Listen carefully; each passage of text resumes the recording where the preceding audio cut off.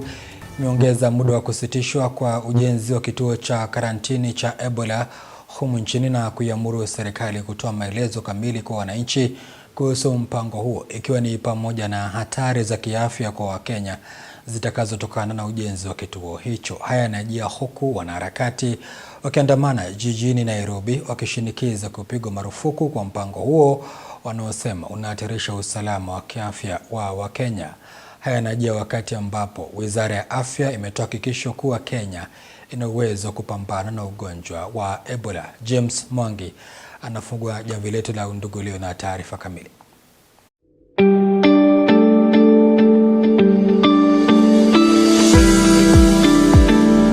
Ni afueni kwa Wakenya wanaopinga mpango wa serikali wa ujenzi wa kituo cha karantini ya Ebola humu nchini.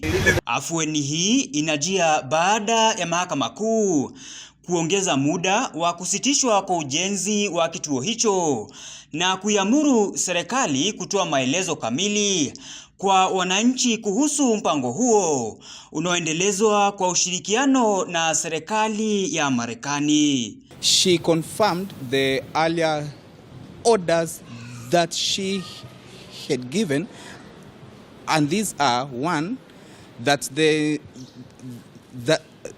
state cannot proceed with the construction or staffing of the Ebola facility. The court has directed the state of Kenya to provide the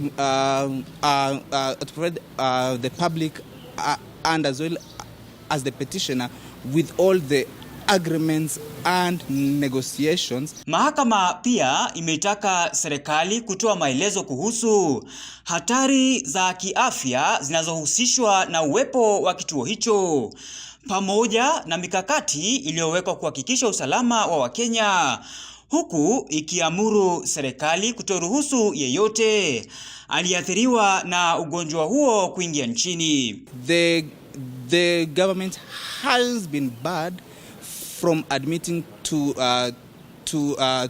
Kenya people who have been exposed to Ebola in pursuance of that agreement between the state of Kenya and the USA. Haya yanajia huku wanaharakati wakiandamana hadi afisi za Wizara ya Afya jijini Nairobi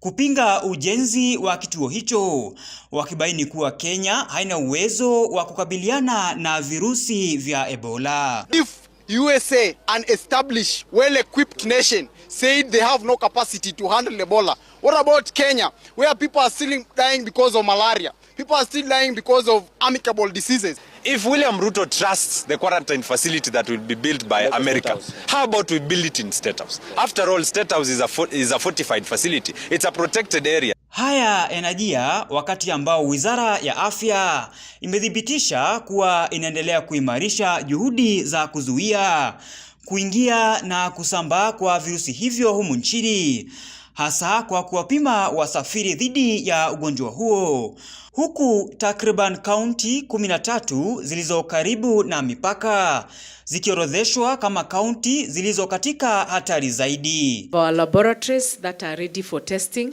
we have the National Public Health Laboratory, we have the KEMRI, Nairobi, KEMRI, Kisumu, we have a mobile lab in Busia. Equally, there are those counties that have been mapped out as either very high risk, others are high risk.